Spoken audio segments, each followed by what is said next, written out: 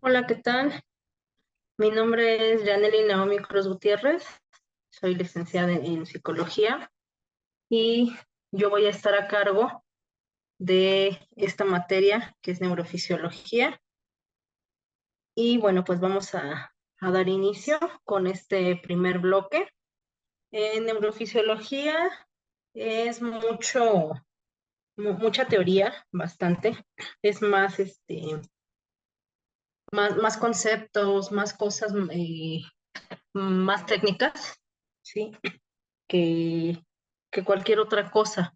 Requiere y demanda muchísima atención por la naturaleza que conlleva esta clase.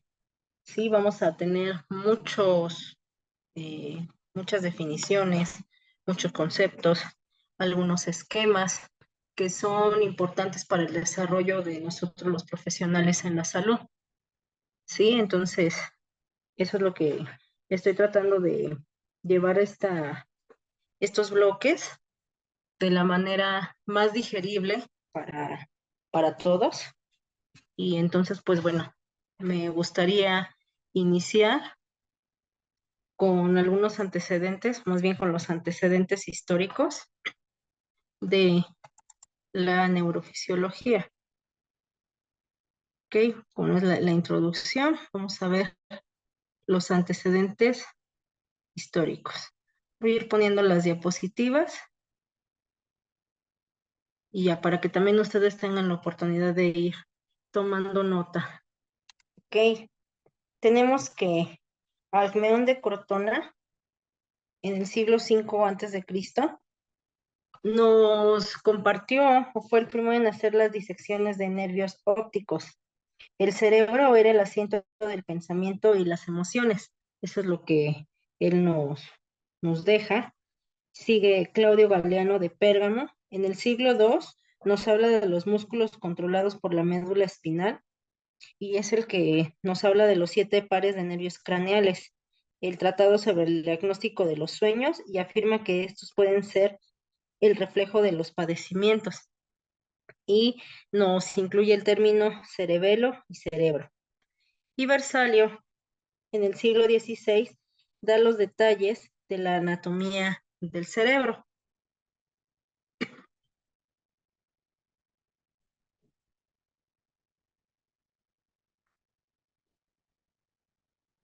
Continuando con René Descartes, él defendió la teoría mecanística de la función cerebral. Para él, el hombre, contrario a los animales, posee intelecto y alma.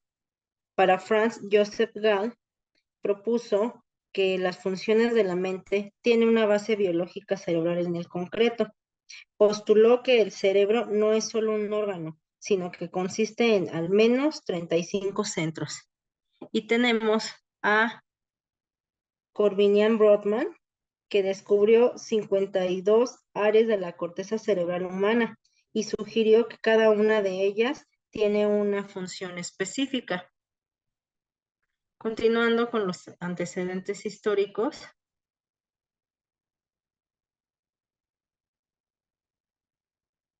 tenemos a Hans Berger, es el primer estudio encefalográfico en la Universidad de Jülich en Alemania en 1929, además de la descripción de las primeras ondas clasificadas como alfa y beta.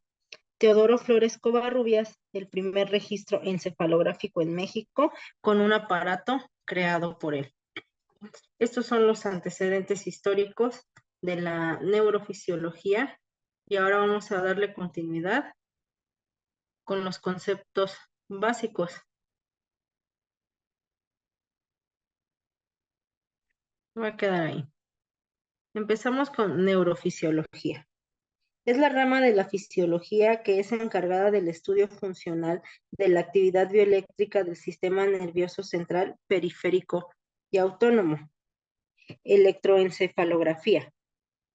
Exploración neurofisiológica que se basa en el registro de la actividad bioeléctrica cerebral. Cartografía cerebral.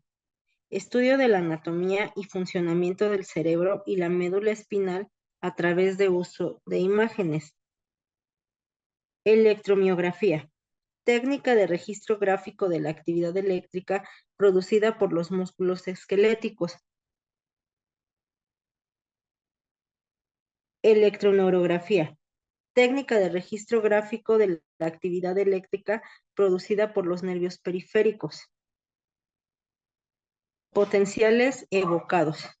Es una exploración neurobiológica que evalúa la función del sistema sensorial acústico, visual, somatosensorial y sus vías por medio de respuestas provocadas frente a un estímulo conocido y normalizado. Polisomnografía. Registro de las actividades fisiológicas durante el sueño que ayuda a diagnosticar y tratar diversos trastornos del sueño. Magnetoencefalografía. Técnica de neuroimagen que mide los campos magnéticos producidos por las corrientes eléctricas del cerebro.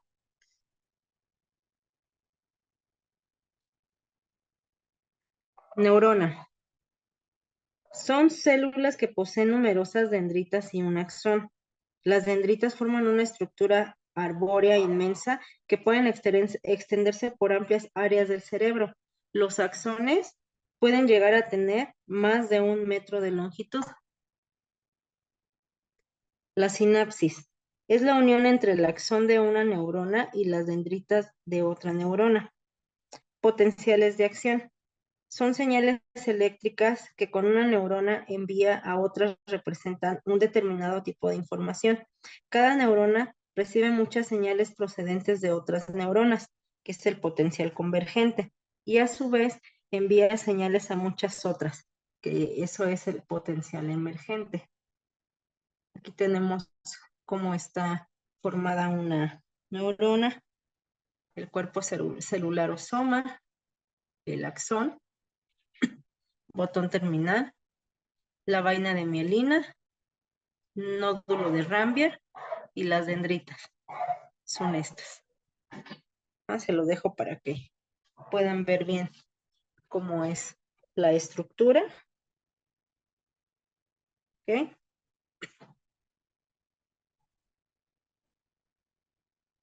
Vamos a continuar con la relación entre anatomía funcional y neurofisiología. La anatomía funcional es una rama de la anatomía que estudia la estructura del cuerpo humano en relación a su función. Se enfoca en las estructuras y órganos y la forma en que estos funcionan de manera aislada o en colaboración a otros órganos.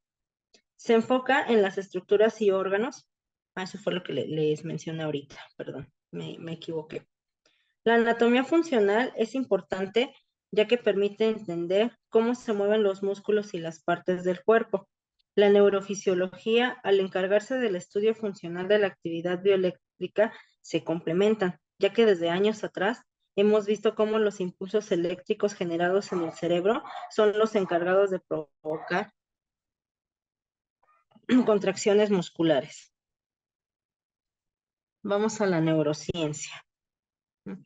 La neurociencia es una rama de la fisiología que estudia el sistema nervioso y todos sus aspectos: estructura, función, desarrollo ontogenético y filogenético, bioquímica, farmacología, patología, dando lugar a las bases biológicas de la cognición y la conducta.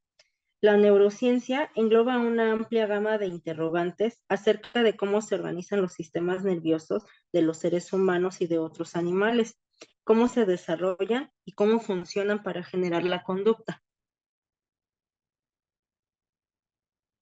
Vamos a los fundamentos de la neurofisiología.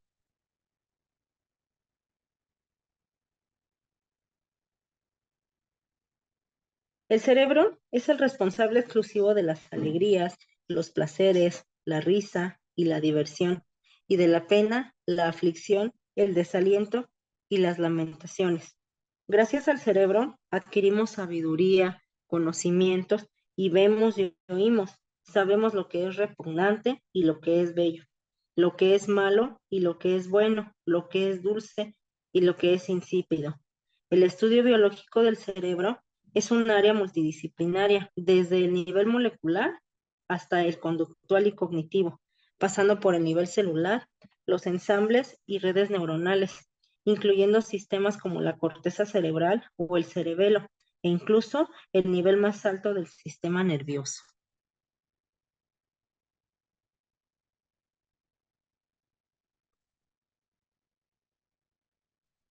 El nivel más alto, las neurociencias, se combinan con la psicología para crear la neurociencia cognitiva, una disciplina que al principio fue denominada totalmente por psicólogos cognitivos. Hoy en día, la neurociencia cognitiva proporciona una nueva manera de entender el cerebro y la conciencia, pues se basa en un estudio científico que une disciplinas tales como la neurobiología y la psicología.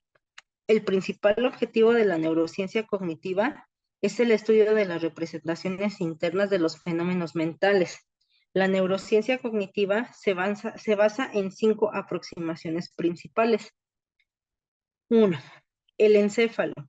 Hay una representación ordenada del espacio personal. La precisión de los exámenes neurológicos clínicos se basa en mapas corticales fiables del cuerpo. La representación interna del espacio personal puede modificarse con la experiencia. La capacidad de modificación de la representación interna puede explicar el síndrome del miembro fantasma. El miembro fantasma, así como cuando a una persona que necesitan amputarle un pie, una mano o algo así, ellos manifiestan todavía sentir dolor o sentir alguna molestia cuando ya el miembro ya no existe. La representación interna del espacio personal puede estudiarse a nivel celular. Cada neurona del sistema nervioso central tiene un campo receptor específico. En el espacio real, así como en el imaginado y el recordado, se representan en las áreas de asociación parietales posteriores.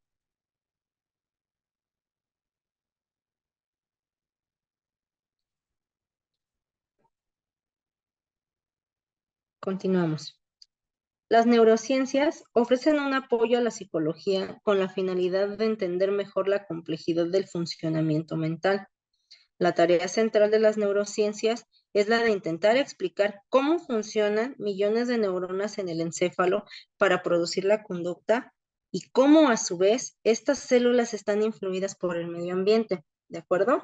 Tratando de desentrañar cómo la actividad del cerebro se relaciona con la psiquis y el comportamiento, revolucionando así la manera de entender las conductas y lo que es más importante aún, cómo aprende nuestro cerebro, cómo guarda información y cuáles son los procesos biológicos que facilitan el aprendizaje. ¿Ok? Vamos a continuar con la estructura funcional y áreas corticales. ¿Sale? La corteza cerebral recubre por completo cada hemisferio cerebral. Está formada por sustancia gris. La superficie de la corteza se incrementa al introducirse en las circunvolaciones que están separadas por fisuras o surcos. Las células nerviosas de la corteza cerebral son dos. Bueno, no son dos, vamos a ver varias, pero la primera es las células piramidales. Estas son un tipo de neurona que se caracterizan por tener dendritas gigantes y un soma en la forma de pirámide. Se encuentran principalmente en la corteza cerebral, el hipocampo y la amígdala. Su función es transmitir información entre diferentes áreas del cerebro y participar en procesos cognitivos como el aprendizaje, la memoria y la atención. Luego tenemos a las células estrelladas, que son el tipo de neuronas con 2/3 partes de soma, dendritas cortas, axón aminélico. Su axón corre transversalmente hasta hacer sinapsis con las células piramidales, las primeras que vimos. Aquí les voy a mostrar unas imágenes. Aquí se alcanza a ver perfectamente la forma piramidal. Ajá. Y las células estrelladas. Hace un rato les mencionaba la cuestión, me parece que son de los axones, cuando que llegan a medir mucho, son porque unos conectan desde el cerebro hasta la médula espinal y por eso evidentemente tienen tanta longitud. Pero hace un momento no se los mencioné. que los quise mencionar ahora. Y bueno, para que vean ahí está las estructuras, repito, aquí se ve la forma piramidal y las estrellas, como van haciendo sinapsis a su vez.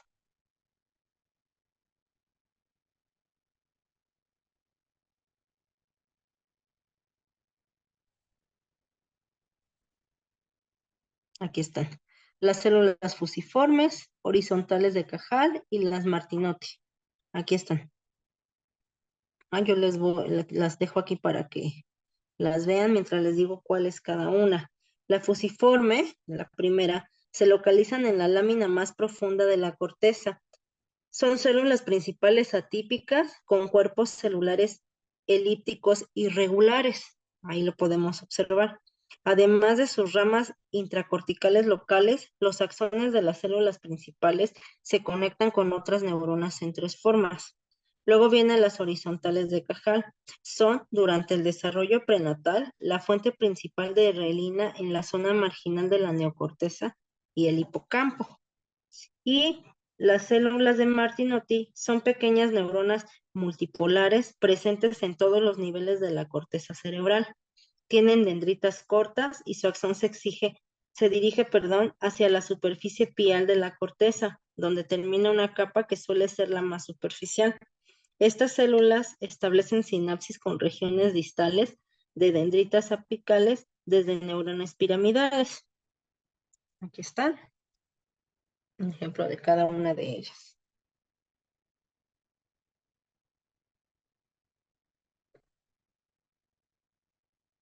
Vamos a ver ahora las capas de la corteza cerebral.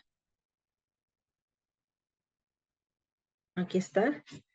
Mientras les voy diciendo, pueden ver la capa molecular, capa granular externa, piramidal externa, granular interna, piramidal interna y multiforme.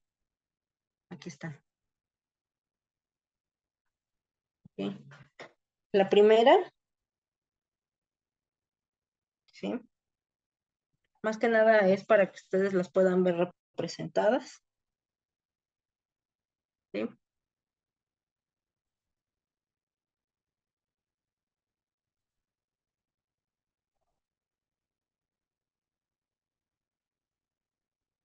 Nos vamos a ir ahora a las áreas. Aquí tenemos un esquema muy claro de las áreas del cerebro. Vamos a empezar con el área motriz, que esta área envía los impulsos para la acción voluntaria. Las áreas sensoriales son áreas en las que terminan las fibras sensitivas que transmiten impulsos visuales, auditivos, olfativos y sensoriales desde la superficie del cuerpo en tejidos profundos. El área visual está situada en el lóbulo occipital. En ella se aprecian zonas específicas para la visión. En el área auditiva está situada en los lóbulos temporales. La olfativa se sitúa en circunvolución del hipocampo, próxima a la auditiva. Y la gustativa se encuentra en el extremo inferior de la circunvolución central posterior. El área de asociación no reciben directamente impulsos sensitivos, sino que correlacionan impulsos recibidos de otros centros.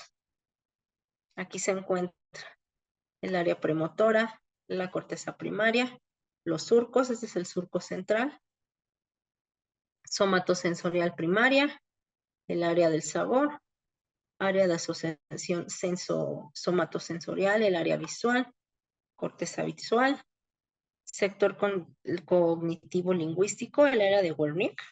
Más adelante vamos a hablar acerca de esta área, del área de Wernicke, del área de Broca también. Me falta una, no recuerdo cuál es, pero más adelante se las voy a mencionar.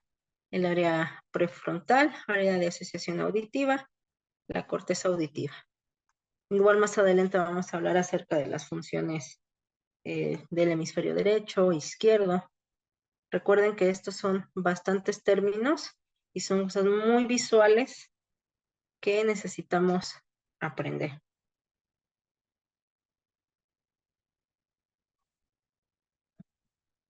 Okay. Vamos a los territorios corticales de proyección. Las áreas de proyección son regiones dentro de la corteza cerebral que desempeñan un papel fundamental en el procesamiento motor y sensorial. Estas áreas están involucradas en la transmisión de información desde y hacia otras partes del cerebro y la médula espinal. Uno, la circunvolución precentral, que es el área motora primaria. Aquí también están marcadas, está de rojo. Ajá. Ubicada en la parte frontal del cerebro, específicamente en la circunvolución precentral. Es responsable de la planificación y ejecución de movimientos voluntarios. Cada región de esta área controla una parte específica del cuerpo. También se conoce como el giro precentral o área motora primaria. Luego sigue la circunvolución postcentral, el área somatosensorial primaria. Aquí está, la vemos de color azul. Situada en la parte parietal del cerebro, ajá, en circunvolución postcentral. Está. Procesa la información sensorial y proveniente de los receptores en la piel, músculos y articulaciones. Cada región de esta área está relacionada con una parte específica del cuerpo y nos permite percibir sensaciones como el tacto, la temperatura y la presión. Estas áreas de proyección son esenciales para nuestra capacidad de movimiento y nuestra percepción sensorial. Y obviamente la corteza cerebral controla una variedad de funciones, incluyendo el pensamiento, la memoria, el lenguaje y las emociones, a través de su complejo sistema de conexiones con otras áreas cerebrales y estructuras subcorticales. Todo esto que les acabo de mencionar, el lenguaje, memoria y emociones, es algo que vamos a abarcar más adelante, pero es importante que sepan qué área está encargada de ello. ¿Ok? Vamos con los centros efectores. Los sistemas efectores son responsables de algunas de las respuestas involuntarias de nuestro cuerpo. Son redes de células nerviosas repartidas por el cuerpo, las cuales están configuradas para segregar determinado tipo de sustancias en el organismo según los estímulos que éste reciba, independientemente si son del medio externo, o sea, del ambiente, o del medio interno. Estos sistemas están configurados de manera piramidal o jerárquica, lo que quiere decir que para que el efecto final se realice, hace falta que se lleven a cabo una serie de reacciones en cadena dentro del cuerpo que comienzan con la segregación de sustancias.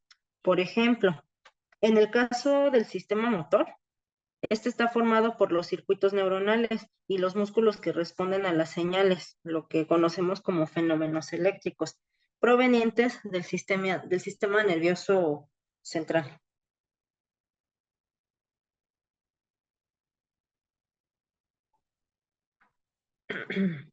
Los tipos de sistemas efectores. En el cuerpo humano existe una gran variedad de órganos efectores que son los encargados de dar forma a una variedad de respuestas en el organismo, todo dependiendo de cuál sea el tipo de órgano efector que actúe segregando su determinada sustancia. Básicamente, los sistemas efectores se pueden catalogar en dos tipos: glándulas, las que segregan la sustancia, y los músculos, los que ejecutan la acción. De esto se deriva una cantidad enorme de posibilidades.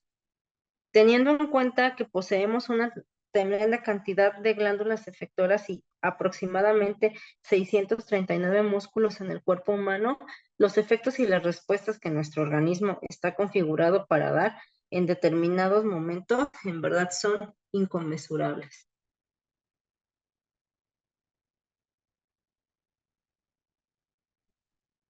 Hablemos ahora de las células endocrinas y las células exócrinas. Existen dos tipos de células primordiales dentro de los sistemas efectores, las cuales son las glándulas endocrinas y las exócrinas. Las primeras se encargan de liberar hormonas en las vías sanguíneas para hacer efecto en los órganos diana, y en las segundas se encargan de liberar las sustancias en conductos específicos que los digieren a órganos adyacentes o al medio ambiente fuera del organismo. Casi todas estas glándulas se encuentran bajo el control del sistema nervioso central, específicamente del sistema nervioso autónomo.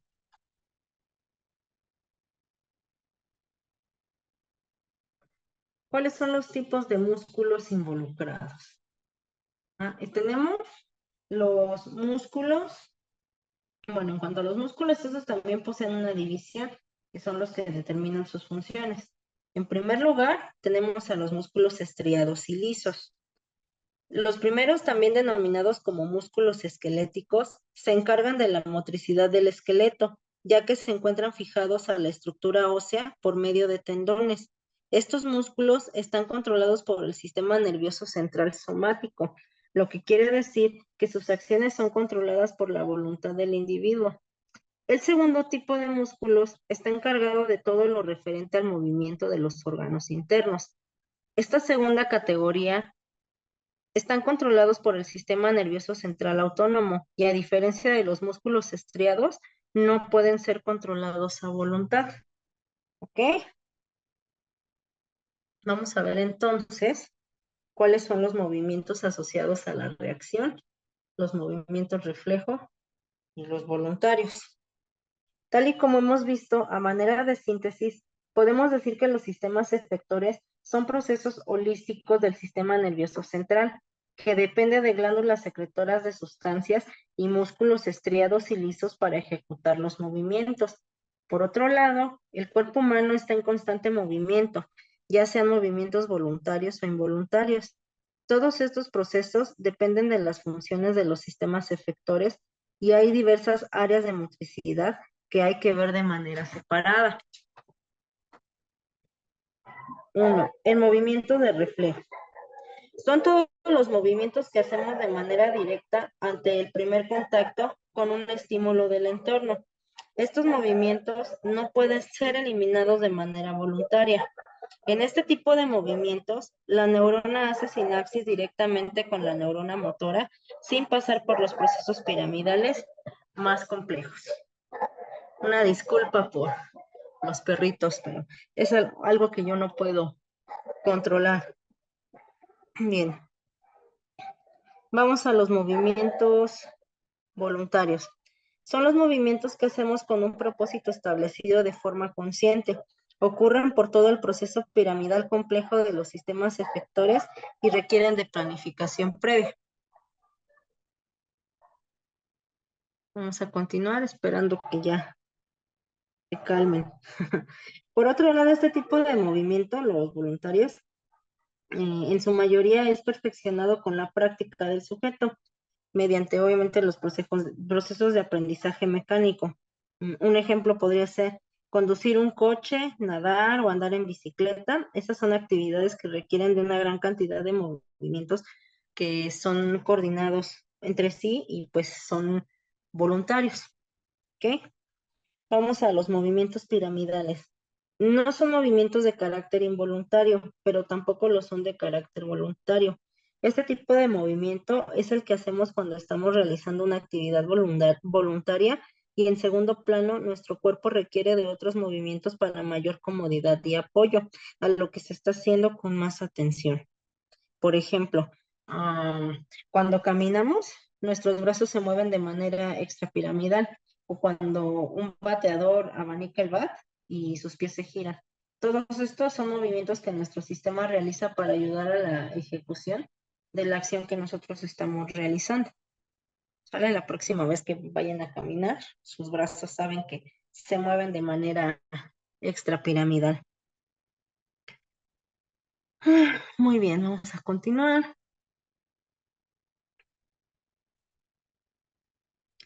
Vamos con los centros receptores. Primero vimos los efectores, ahora vamos a ver los receptores. ¿Okay? Los receptores sensoriales se clasifican principalmente como quimiorreceptores, termorreceptores, mecanorreceptores o fotorreceptores. Los químicos receptores detectan la presencia de químicos. Los termorreceptores detectan los cambios de temperatura. Los mecanorreceptores detectan las fuerzas mecánicas. Los fotorreceptores detectan la luz durante la visión. Los receptores sensoriales realizan innumerables funciones en nuestros cuerpos, mediando la visión, el oído, el gusto, el tacto y más. Aquí tenemos un esquema de las clases de receptores sensoriales. Aquí está. Ok, para que lo vean. Las células receptoras sensoriales difieren en términos de morfología y ubicación y estímulo. Todos los receptores sensoriales se basan en una de estas 4 capacidades para detectar cambios en el ambiente, pero pueden ser sintonizados para detectar características específicas de cada uno para realizar una función sensorial específica. En algunos casos, el mecanismo de acción de un receptor no está claro. Por ejemplo, los higroreceptores se responden a cambios de la humedad. Ajá. Y los osmoreceptores que responden a la osmolaridad de los fluidos pueden hacerlo a través de un mecanismo mecanosensorial o pueden detectar una característica química del ambiente. Ahí tenemos el esquema para que lo puedan ver. Okay.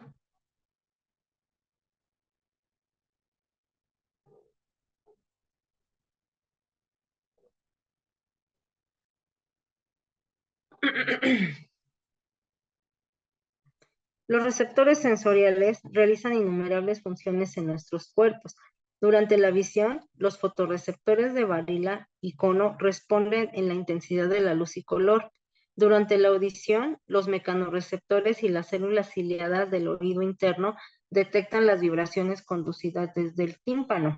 Durante el gusto, las neuronas sensoriales en nuestras papilas gustativas detectan cualidades químicas de nuestros alimentos, incluyendo dulzura, amargura, acidez, salinidad y umami, que es el sabor salado. Pocas veces se escucha este término, bueno, no es muy común, pero ahora ya comprendemos que es el umami, el sabor salado. Durante el olfato, los receptores olfativos reconocen las características moleculares de los olores flotadores. Durante el contacto, los mecanorreceptores en la piel y otros tejidos responden a variaciones en la presión. El estímulo adecuado, ahí se pueden utilizar un estímulo adecuado para clasificar los receptores sensoriales.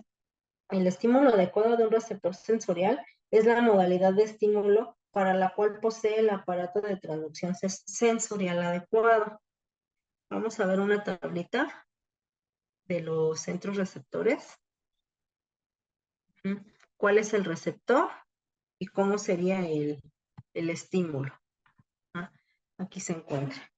En el receptor está las ampollas de Lorenzini, principalmente funcionan como electroreceptores. El estímulo, campos eléctricos, salinidad y temperatura. Los varoreceptores, presión en los vasos sanguíneos. Receptores de quimio, estímulos químicos. Receptores de radiación electromagnética, radiación electromagnética. Electroreceptores, los electrocampos. Hidroreceptores, el estímulo es la humedad. Receptores infrarrojos, radiación infrarroja. Magnetorreceptores, los campos magnéticos. Mecanorreceptores, tensión mecánica o deformación. Nociceptores, daño o amenaza de daño a los tejidos corporales. Conduce a la percepción del dolor. Los osmoreceptores, osmolaridad de fluidos. Los fotorreceptores, el estímulo es la luz visible. Propios receptores, sentido de posición. Termorreceptores, la temperatura. Y los receptores ultravioleta, el estímulo es la radiación ultravioleta. Territorios corticales relacionados con las actividades propias de la personalidad. Vamos a revisar un poco de algunos autores. Porque, bueno, aun cuando debiéramos remitirnos a la tipología de Pavlov como primer referente del estudio de las características de la personalidad vinculadas al funcionamiento del sistema nervioso central, es Eysenck el primer investigador que aborda el estudio de la personalidad humana, desde el conocimiento del funcionamiento de las estructuras neuroendocrinas y la aplicación de métodos matemáticos como el análisis factorial para conocer la agrupación de elementos en factores de orden superior a los que denominó rasgos.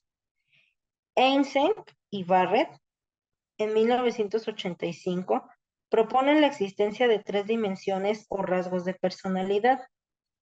El primero es el neurocitismo, vinculado al funcionamiento del sistema nervioso autónomo. La extraversión, vinculado al sistema de activación reticular ascendente. Y el psicoticismo, vinculado sucesivamente al metabolismo de la serotonina o al de la testosterona.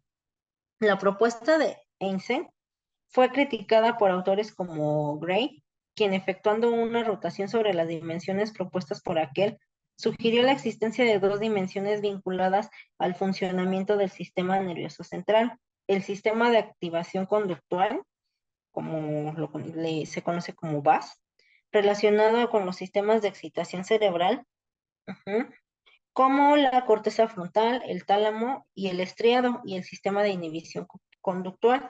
Este lo conoce como BIS, relacionado con el sistema reticular ascendente y sus proyecciones a la corteza prefrontal.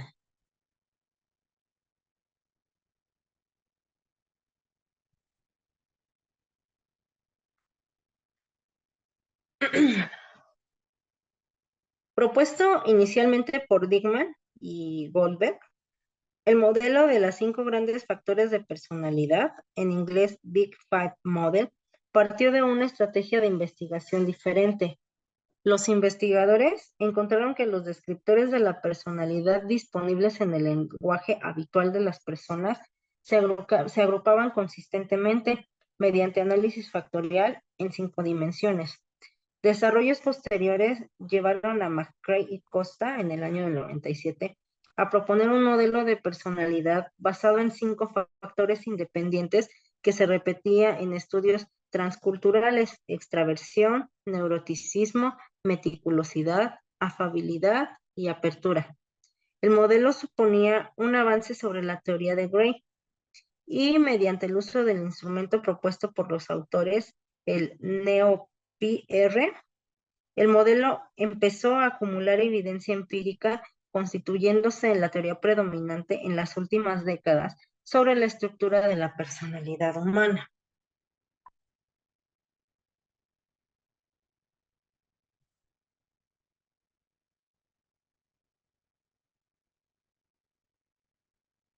Bien, de la molécula se ha pasado al estudio del cerebro como órgano en constante interacción con el ambiente.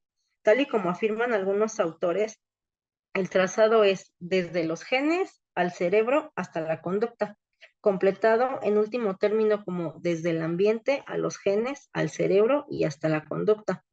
Los dos primeros elementos, genes y ambiente, han quedado firmemente ligados desde que se conocen los mecanismos epigenéticos. La metilación diferencial del ADN puede explicar diferencias en rasgos de personas con la misma carga genética. Estudios en animales han mostrado cómo la manipulación de los factores epigenéticos ambientales se traduce en profundos cambios en el comportamiento observable. ¿Mm?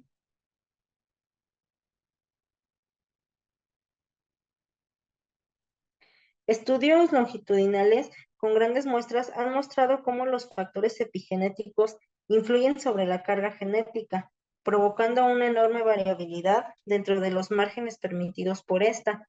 Quienes tienen predisposición a cierto tipo de conducta la manifestarán en mayor o menor grado, o no la manifestarán en función de circunstancias ambientales, pero quien no tiene tal predisposición genética no mostrará tal conducta ni siquiera en presencia de similares circunstancias ambientales.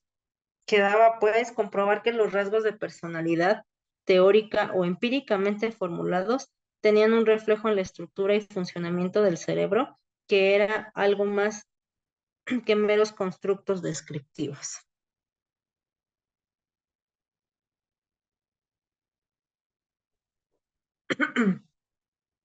Bien,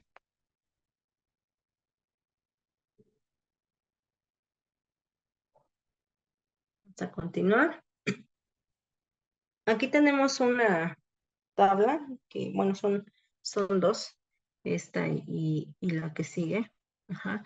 Antes de comenzar a leérselas para que vayamos sobre la misma línea, tengo que decirles qué es lo que va a simbolizar cada una de las letras que voy a mencionar.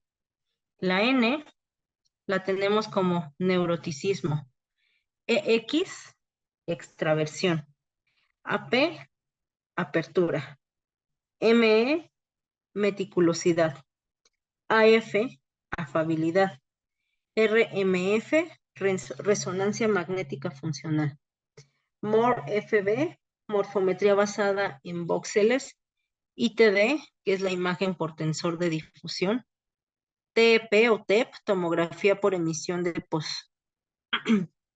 positrones, VMC, volumetría cerebral, RMF, RS, resonancia magnética funcional en estados de reposo, CPF, corteza prefrontal, y DMN, red cerebral por defecto. Ok, yo sé que evidentemente no nos vamos a grabar todos, pero para que no piensen que solo estamos repitiendo letras sin saber de qué se trata. Ya ustedes tendrán la oportunidad de hacer sus anotaciones. Ajá. Están los artículos, el año, ajá, los rasgos estudiados, la técnica que utilizaron. Esas son a lo que yo me refería, ¿no? O sea, lo que ocuparon, que son las letras. Ajá. Y los hallazgos principales, porque la tabla que vamos a ver ahorita son los principales trabajos que relacionan los 5 grandes factores de personalidad con la neuroimagen. Por eso son esto que les mencionaba. Ujú. Les voy a ir mencionando en ese orden: artículo, los rasgos, la técnica y los hallazgos. ¿Ah? En el 2004, Canley, los rasgos N y EX, recordando que N es el neuroticismo y EX la extraversión. Ajá. La técnica es RMF, recordando que RMF es la resonancia magnética funcional. Esa es la técnica que utilizaron. Y los hallazgos principales encuentra relación entre rasgos y redes de conexión. No solo son aisladas, como la amígdala. Omura, Constable y Canley en el 2005, repite Canley con los mismos rasgos. La técnica le agregan MORFV, recordando que es la morfometría basada en boxes. Ajá. Y lo que encuentran es correlación positiva con concentración de materia gris en la amígdala izquierda. N, correlación negativa con concentración de materia gris en la amígdala derecha. O'Gorman y demás autores en el 2006 estudian los 5 rasgos con la técnica de combinación de de diversos métodos. Los rasgos aparecieron fuertemente asociados con la perfusión cerebral en reposo en una variedad de regiones corticales y subcorticales, proporcionando una prueba de más de la hipótesis sobre las bases neurobiológicas de la personalidad. Luego tenemos a Kalbitzer y otros autores en el 2009. Estudiaron el rasgo AP con la técnica TEP y encontraron la AP se relaciona con marcadores cerebrales de actividad serotoninérgica. Ajá. Continuamos con De Jong y otros autores en el 2010, los 5 rasgos, la técnica RMF, y encuentran relación entre los rasgos y diferentes volúmenes en zonas cerebrales, proponiendo un modelo biológico de la personalidad. Wei et al., o sea, otros autores en el 2011, los rasgos estudiados, NEX, con la técnica RMF, RS, y mostró correlación negativa con homogeneidad en la circunvolución frontal media izquierda y EX con la homogeneidad de la CPF medial. Acuérdense que todo eso viene abajo, qué es lo que significa. parte importante de la DMN, lo que sugiere la relación entre el DMN y personalidad. Adicionalmente, correlacionó positivamente con la homogeneidad de la ínsula, el cerebro y la corteza cingulada, sugiriendo asociaciones entre las diferencias individuales en EX y regiones del cerebro implicadas en el procedimiento afectivo.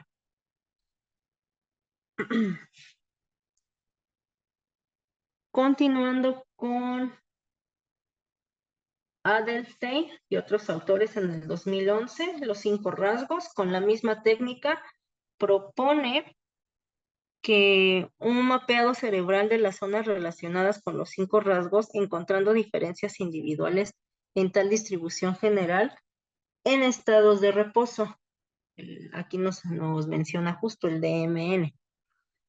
Xu y Potenza en el 2012, los rasgos estudiados son igual, los 5, con la técnica ITD. N se asoció con peor integridad de la sustancia blanca en extensas estructuras corticales y subcorticales, contrariamente a la AP.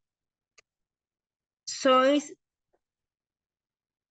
Basic y otros autores también en el mismo año con los mismos rasgos estudiados, pero con la técnica RMF.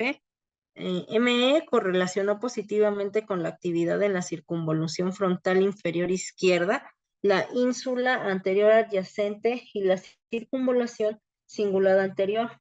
N correlacionó negativamente con la actividad en la corteza frontal interior, reflejando la intercorrelación negativa entre ambas escalas observada en el nivel conductual. ¿Ah? Nos quedan 1, 2, 3, 4, 5, 6 por revisar. Vamos a hacerlo de una manera más rápida. Servas y otros actores en el 2000, otros autores, perdón, en el 2013, el rasgo N, a través de la metaanálisis, se encontraron diferencias en la activación cerebral que asocia con el N durante el aprendizaje miedo, a la anticipación de los estímulos aversivos y tratamiento y la regulación de las emociones. B. Jornebeck y otros autores, los mismos 5 rasgos, la técnica ITD, asociaciones entre NX y ME con estructuras en diversas áreas cerebrales, pero no para AP y AF. Bontol y otros actores en el mismo año, solamente con el rasgo NX, con la técnica RMF, disminución de conectividad funcional de CPF medial, CPF ventrolateral y el estriado ventral con la red de prominencia frontoopercular en pacientes con TDM en comparación con los controles relacionados con extraversión, pero no con neuroticismo. Sampaio, en el 2014, los 5 rasgos, técnica RMFRS, los 5 rasgos de personalidad se mostraron consistentemente relacionados con diferentes zonas de DMN. Pasamonti y otros autores en el 2015, el rasgo AP, la técnica RMF en tareas y estados de reposo. La apertura se asoció positivamente con la conectividad funcional entre la sustancia negra derecho tegmental ventral, principal fuente de entradas dopaminérgicas en el cerebro, y la CPF dorsolateral, epislateral, región clave en la codificación, mantenimiento y actualización de la información relevante para los conductos adaptativos.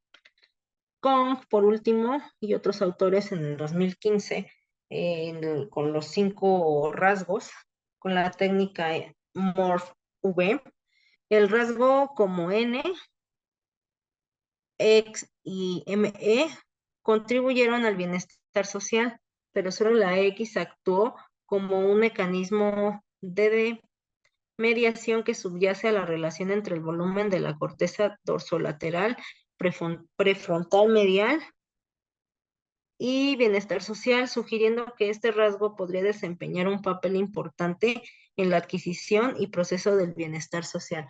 Si ustedes quieren repetir o analizar esta tabla, ¿no? Porque probablemente así como lo trabajamos no les quede o no les sea tan funcional.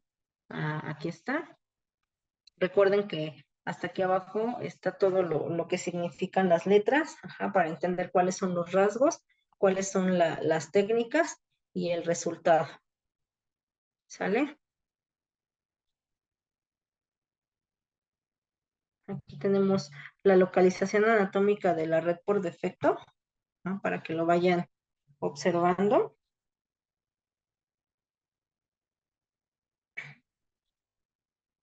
¿No? Espérenme, no sé si me brinqué una. No,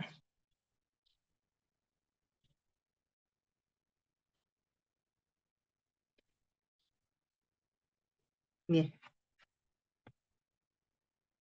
Muchos investigadores abordaron esta cuestión desde el cambio de siglo, que es lo que acabamos de nosotros ver.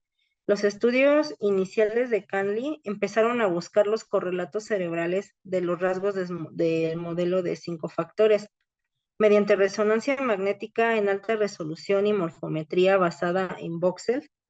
Encontró que extraversión correlacionaba positivamente con la concentración de materia gris en la amígdala izquierda, mientras que el neuroticismo lo hizo negativamente con la concentración de materia gris en la amígdala derecha. Esto es, voy a regresar un poquito a la tabla, para que es lo que tengan presente ahí. Otros estudios han sido han ido completando el mapeo de áreas relacionadas con estos dos rasgos y su relación con la emocionalidad negativa. Aunque la mayor parte de trabajos se centraron en la materia gris y sus conexiones con estructuras subcorticales, Shu y Potenza estudiaron en materia blanca mediante imágenes con tensor de difusión, encontrando que el neuroticismo se relaciona con una pobre integridad de la sustancia blanca, implicando a amplias interconexiones entre estructuras corticales, por ejemplo la corteza prefrontal, y subcorticales, por ejemplo la amígdala, mientras que en la apertura mostraba relaciones contrarias. Ujú. El que tenemos aquí arriba, ve en el 2013, encontraron también que era neuroticismo el rasgo más relacionado con la estructura cerebral, asociándose a un menor volumen cerebral total, disminución generalizada en la microestructura de la materia blanca y una menor superficie del área frontotemporal. Altas puntuaciones en extraversión se asociaron con un menor grosor en la circunvolación frontal inferior y la meticulosidad lo hizo negativamente con la sectorialización de la confluencia temporoparietal. Las relaciones entre el neuroticismo y determinadas estructuras cerebrales han quedado sólidamente acreditadas mediante estudios de metaanálisis, en tanto que el resto de rasgos no están aún consistentemente vinculadas a estructuras cerebrales concretas. Si bien diversos estudios se aproximan cada vez más a cada rasgo con diversas estructuras, localizaciones y funciones cerebrales. Por ejemplo, la apertura parece vinculada con la conectividad entre la sustancia negra derecha del área tegmental ventral y la corteza dorsolateral prefrontal ipsilateral, región encargada de codificar, mantener y actualizar la información relevante para la conducta adaptativa, mientras que la extraversión es el rasgo más consistentemente vinculado con el bienestar social, lo que correlaciona con el grosor de la sustancia gris en la corteza dorsolateral prefrontal. Parecen existir evidencias de que el volumen de las diferentes áreas cerebrales se relaciona al menos en parte con los rasgos de personalidad y que en ello tiene una cierta base genética.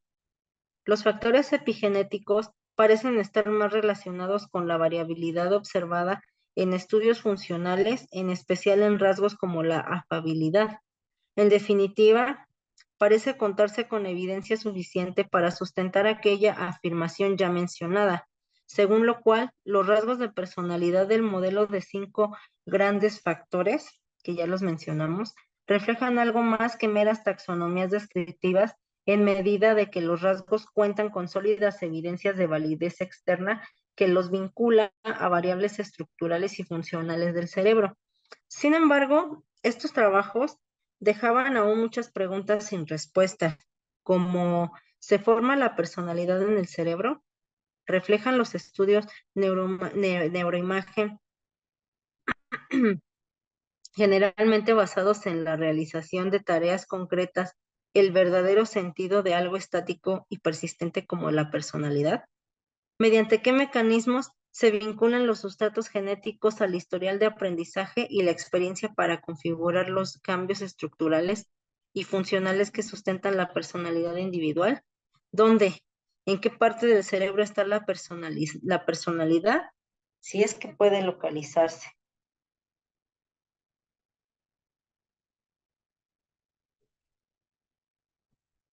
A principios de la década pasada, algunos investigadores observaron que cuando el individuo no está observando,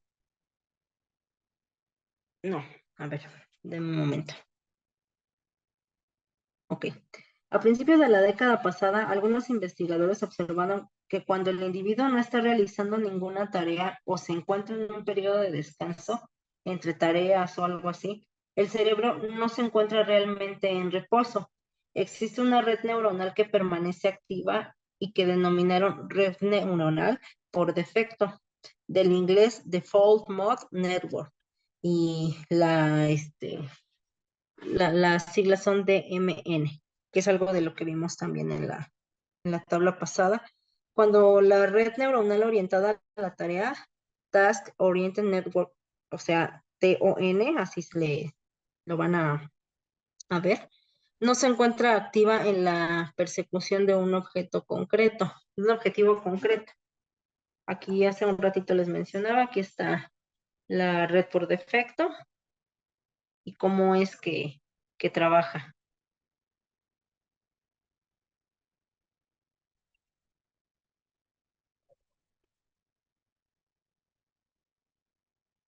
Estudios posteriores confirmaron la existencia de la DMN y relacionaron fallos en su funcionamiento con diferentes patologías, como la esquizofrenia o la enfermedad de Alzheimer, entre otras. No obstante, el estudio de la red por defecto, me voy a regresar para que sigan viendo esto. Ajá, ha ido concentrándose cada vez de forma estrecha en su relación con la personalidad.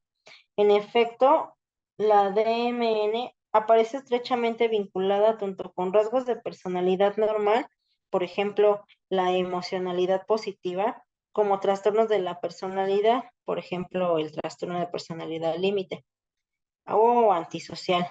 Como era previsible, el modelo de los 5 grandes factores, que es el que más interés ha suscitado, encontrándose relaciones sólidas entre la DMN y rasgos aislados como la extraversión, está y el neuroticismo, o los 5 en conjunto y sus relaciones con diferentes tramos de la red por defecto, siendo posible en momento actual disponer de una propuesta de mapeado cerebral en la relación a los rasgos del modelo. ¿Ok?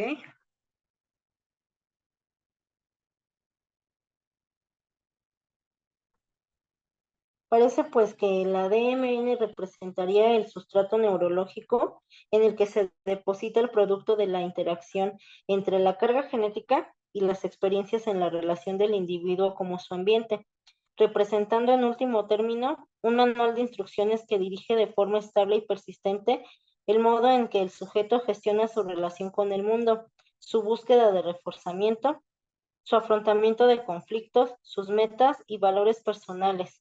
En suma, donde reside su personalidad. Pero estos hallazgos meramente correlacionales requieren de hipótesis sobre el modo en que tal depósito de reglas se produce a lo largo del tiempo, hipótesis que deberán ser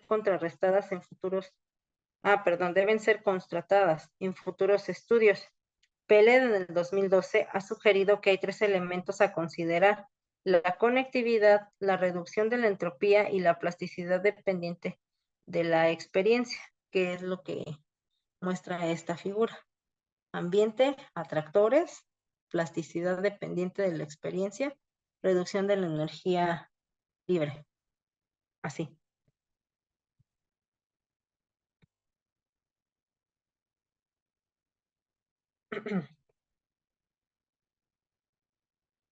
En cuanto a la primera, la DMN, pero no solo esta red, se organizaría principalmente a partir de las denominadas redes de pequeños mundos, Small World Networks, que permitirían la concentración de información en agrupaciones limitadas de neuronas y que podrían enviar la información procesada a centros de control alejados en los que se produciría la integración multimodal.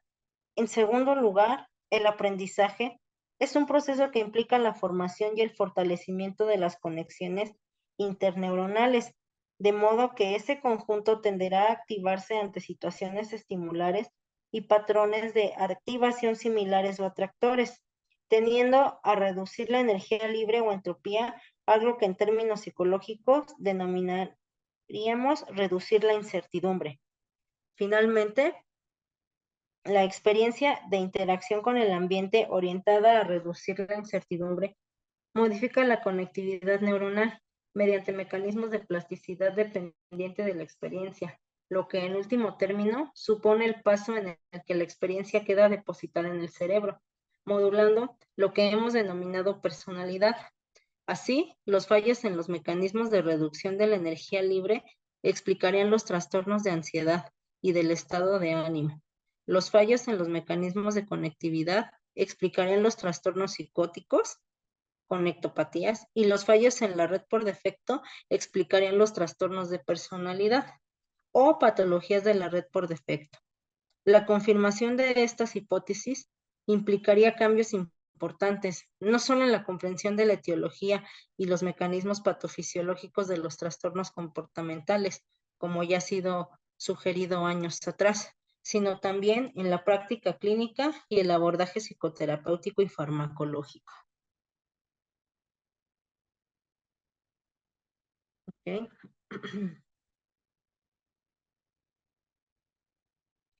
Hace un rato les decía que íbamos a hablar acerca del área de Wernicke, el área de Broca y todas esas. Aquí lo vamos a empezar a revisar ya, como los centros de la expresión verbal o del lenguaje. ¿Sí? Cada uno de los sistemas cerebrales, que se encargan de regular el lenguaje, actúan por medio de la actividad de distintas zonas cerebrales.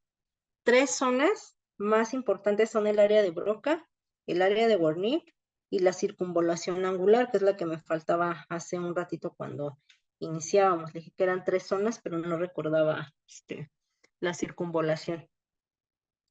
Vamos a empezar con el área de Broca, que se encuentra aquí, de color azul. Forma parte del sistema instrumental del lenguaje. Está relacionada con la capacidad de ordenar fonemas para crear palabras y luego oraciones.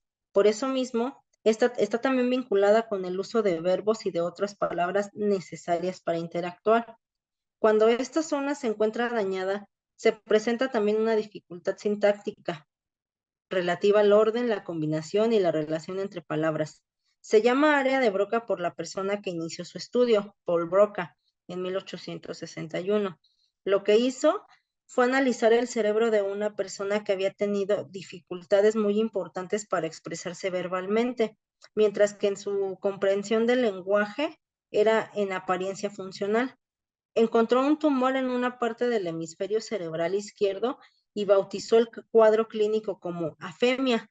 A partir de entonces, esta zona del hemisferio cerebral izquierdo se conoce como área de Broca y se relaciona con trastornos en la facultad expresiva del lenguaje verbal. Por ejemplo, la afasia de Broca. Aquí está.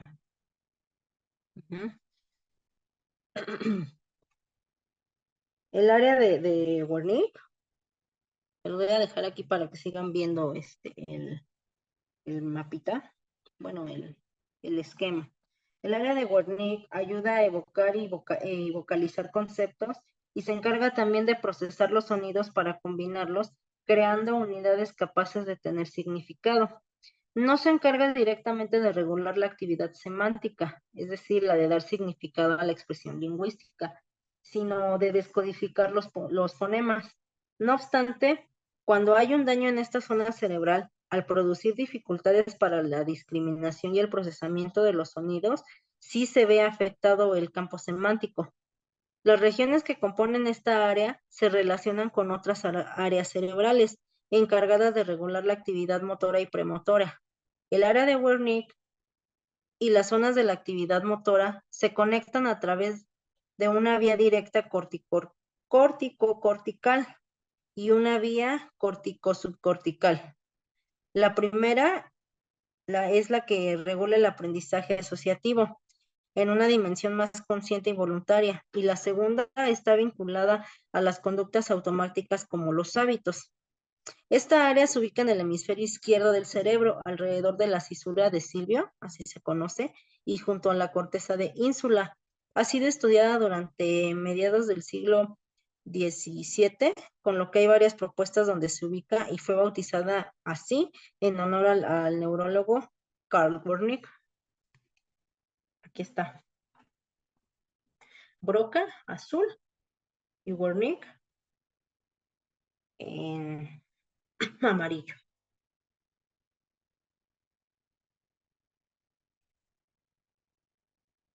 Aquí está, lo que ya les mencioné.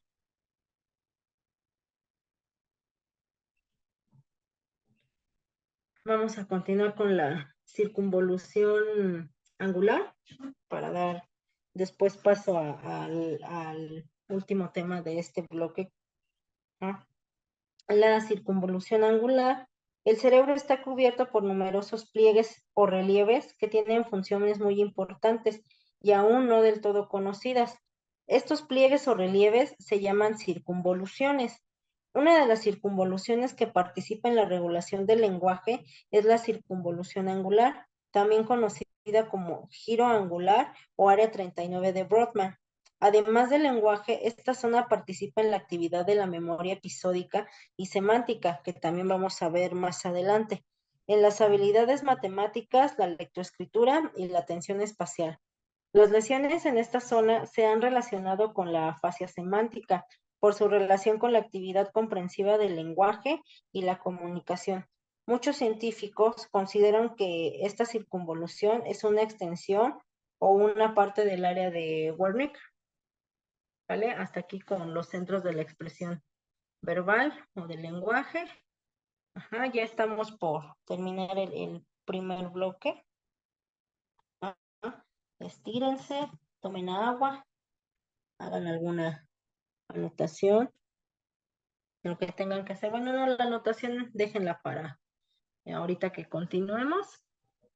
Sí, la verdad es que sí es un tanto pesadito la cuestión de neurofisiología. Debo confesar que mi época de estudiante también me fue bastante complicado, pero no imposible. La parte de neurofisiología sí es importante, repito, para nosotros los encargados del área de la salud, principalmente en psicología, el poder entender, principalmente yo lo veo de esta manera, para saber como terapeuta, como psicólogo, de acuerdo a la formación, hasta dónde llega mi límite de intervención. Por eso es necesario que nosotros podamos entender esta parte. ¿Sale? Entonces, pues espero ya hayan respirado. Vamos a darle continuidad a los relojes biológicos del sueño. ¿Okay? El reloj biológico del sueño es el mecanismo que regula los ritmos biológicos a los seres vivos en un ciclo de 24 horas. La neuroanatomía se encuentra en una región del cerebro llamada hipotálamo. Neurofisiología. Está controlado por el hipotálamo y afecta funciones como el sueño, temperatura corporal, el metabolismo y la actividad hormonal. Las señales del hipotálamo viajan a diferentes regiones del cerebro que responden a la luz, incluyendo la glándula pineal. ¿Sí? Esos son en cuanto a los conceptos. Vamos a ver ahora las fases del sueño, que son el sueño MOR y el sueño no MOR, lo que se conoce como sueño REM o no REM. Lo vamos a ver a través de esta tablita. Los estadios, para que quede como más claro. ¿Okay? En el estadio 1 vamos a encontrar la fase transicional entre la vigilia completa y el sueño. Dura de 30 segundos a 7 minutos. Baja reactividad a estímulos y bajo voltaje. El estadio 2 es el primer estado genuino del sueño. Ocupa casi la mitad de todo el tiempo transcurrido durante el sueño. Voltaje bajo, puente hacia el sueño profundo de los estadios 3 y 4. En los 3 y 4 vamos a encontrar el sueño lento sincrónico o delta. Aquí es cuando disminuye la frecuencia cardíaca, la presión arterial, la frecuencia respiratoria, es difícil el despertar, los músculos se relajan y tiene baja actividad cerebral. Sueño reparador. Invierten y restablecen procesos bioquímicos y fisiológicos. Aumentan la secreción de hormona de crecimiento, esto evidentemente en la adolescencia. Esto que acabamos de ver es con relación al sueño no more o el sueño no REM. Vamos a lo que es el sueño REM o more. Aquí es la fase onírica o de ensoñaciones. Aquí lo que pasa es la actividad cerebral está elevada, al igual que la frecuencia cardíaca, la presión arterial y la frecuencia respiratoria. Si se despierta el individuo en esta fase, recuerda los sueños. El sueño REM se intercala con el NREM a intervalos de 90 minutos. Hay restablecimiento cerebral y para el crecimiento, mantenimiento de la memoria, la creatividad, equilibrio emocional, sexualidad, disposición de ánimo, crecimiento psicológico y desarrollo de la personalidad. Es bien importante tener un buen sueño. Aquí ahorita vamos a ir viendo todos los mecanismos neuroquímicos, es decir, todo lo que nosotros segregamos a la hora de dormir. Primero quería que vieran las etapas del sueño more y no more o el sueño REM para poder entender ahora entonces qué es lo que nosotros vamos segregando en los mecanismos neuroquímicos. No existe un único centro de control del sueño, sino centros interconectados ubicados principalmente en el tronco encefálico que se activan e inhiben mutuamente. ¿Ok? Encontramos primero la serotonina, que es una sustancia química que la produce nuestro cuerpo y tiene la función de neurotransmisor. Se produce a través de un proceso de conversión química. Es interesante destacar que se produce ya no solo en el cerebro, sino también en los intestinos. La mayor parte de la serotonina que circula por nuestro cuerpo se encuentra en el tracto gastrointestinal. La serotonina que se encuentra en nuestro sistema nervioso central se origina a su vez en él. Las investigaciones han comprobado su función en nuestro comportamiento social, la digestión, el apetito, el deseo sexual, la memoria y el sueño. Cantidades excesivas de serotonina en nuestro cuerpo pueden provocar el llamado síndrome de la serotonina, que puede llegar a suponer alucinaciones, inquietud, incremento de la temperatura corporal y reflejos hiperactivos. Los niveles de serotonina pueden aumentar descontroladamente debido a los inhibidores selectivos de la recaptación de serotonina que contienen ciertos antidepresivos, también por factores ambientales como la exposición a la luz continuada, el ejercicio físico y la dieta.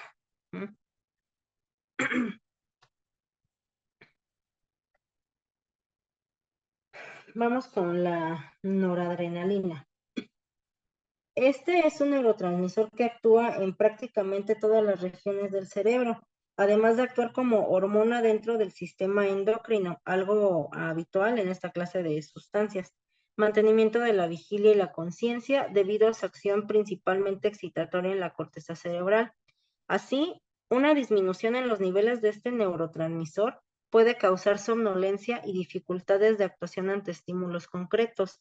Así pues, este neurotransmisor interviene sobre el modo en el que experimentamos nuestra propia conciencia y subjetividad, pero también se deja notar en aspectos objetivos, como el modo en el que gestionamos nuestro foco atencional y por consiguiente, de qué modo rendimos a la hora de realizar tareas. Ambos procesos están ligados.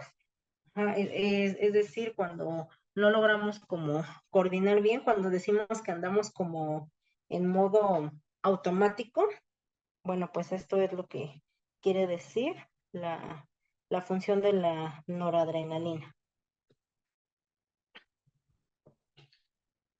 Vamos a dopamina y después a la aceticolina. La dopamina es un neurotransmisor especialmente importante en la transmisión de impulsos nerviosos hacia los músculos, pues es el neurotransmisor que sintetizan las neuronas cuando hay que mover el cuerpo de una forma determinada.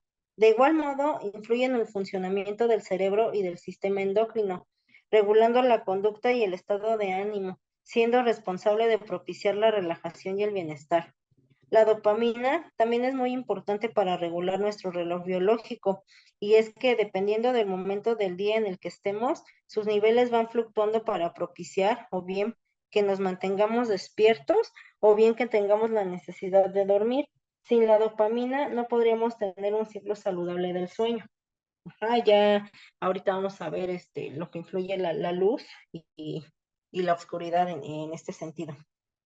La aceticolina es un neurotransmisor sintetizado por las neuronas del sistema nervioso periférico, es decir, los nervios que no están ni en el cerebro ni en la médula espinal y que comunican este sistema nervioso central con todos los órganos y tejidos del cuerpo, formando una red de telecomunicaciones, ¿ok? Se trata de un neurotransmisor que pueden tener una actividad como excitatoria, como inhibidora. Es decir, que dependiendo de las necesidades y las órdenes que envía el cerebro, la aceticolina puede o bien incrementar la actividad de los órganos controlados por los nervios o bien reducirla. Es muy importante para regular el funcionamiento del sistema nervioso autónomo, que es el que controla los procesos involuntarios del organismo, como por ejemplo la respiración, la frecuencia cardíaca o la digestión. También es importante en la percepción del dolor, en los ciclos del sueño, en la formación de recuerdos y en el aprendizaje. La aceticolina tiene un papel muy importante a la hora de regular los ciclos del sueño, y es que este neurotransmisor es imprescindible para entrar en la fase MOR de sueño, que es el momento en el que, además de soñar, se consolidan los recuerdos, se equilibra el estado de ánimo y se fomenta el aprendizaje de los que hemos vivido, aunque sigue sin estar demasiado claros los mecanismos por los cuales esto sucede, pero así es. Vamos con la adenosina. La adenosina es un nucleótido, que es una molécula orgánica, que está formado mediante la unión de la adenina, que es una de las 4 bases nitrogenadas que se encuentran en los ácidos nucleicos como el ADN y el ARN, con un anillo de ribosa o ribofaranosa, conocida como azúcar RIB, y tiene una relevancia para los seres vivos por medio de un enlace glucosídico, BN9, el encargado de enlazar un glúcido con otra molécula, siendo en este caso la adenina con la ribosa. Es importante destacar que la importante función que desempeña la adenosina como neuromodulador dentro del sistema nervioso central, la adenosina además tiene unos efectos inhibitorios e incluso sedantes sobre la actividad neuronal. De hecho, la cafeína cuando se logra disminuir el sueño es a través del bloqueo de algún receptor de adenosina, ya que es la adenosina la que se encarga de aumentar el sueño no MOR, sobre todo en la fase 4, y también el sueño MOR. Cuando se aplica un inhibidor de adenosina desafinada, se incrementa el sueño no MOR.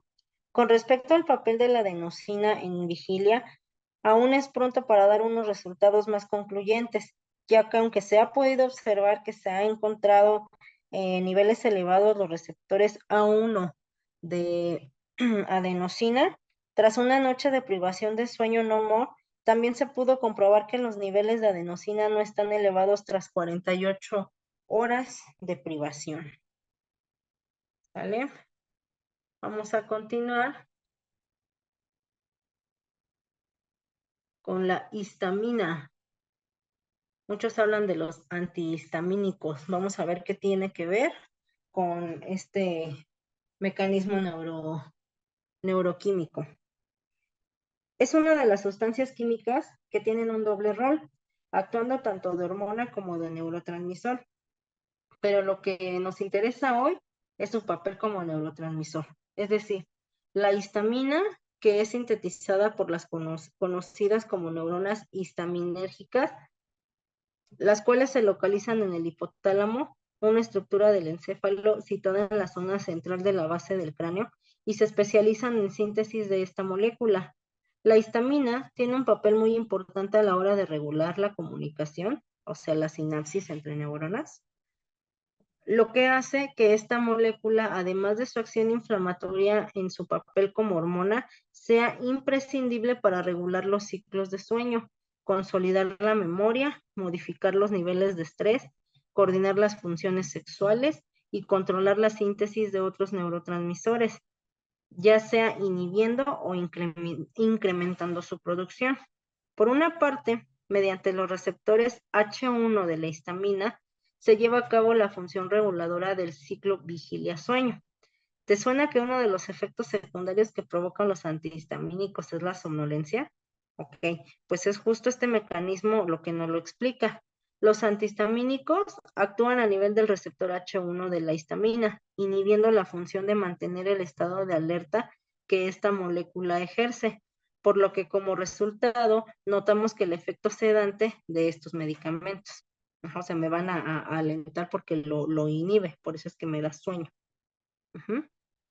Por otra parte, la misma histamina inhibe su propia liberación y la de otros neurotransmisores a través de otro receptor que es el H3, como son la acetilcolina, dopamina, serotonina y noradrenalina. En este sentido, se ha demostrado que las células histaminérgicas se activan con rapidez al despertar, mientras que durante periodos de relajación o cansancio lo hacen de forma más lenta. Además, los niveles de histamina están íntimamente relacionados con la melatonina, ya que esta primera puede afectar a su secreción. Los niveles elevados de histamina pueden contribuir a la disfunción del eje hipotálamo pituitario adrenal, modificando así el patrón de los ciclos del sueño. En consecuencia, durante el día podemos sentir un mayor cansancio y una activación considerable en la noche o de noche. ¿Ok?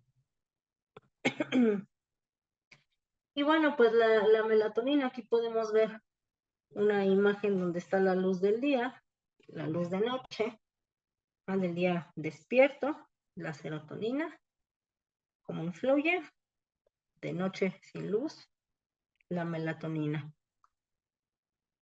La melatonina es una hormona endógena cuya principal función es regular nuestros ritmos biológicos, pero también está presente en un gran número de procesos fisiológicos celulares endocrinos.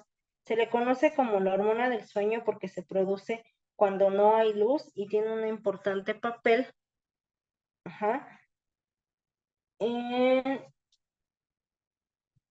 tiene un importante papel, espérenme tantito, permítanme.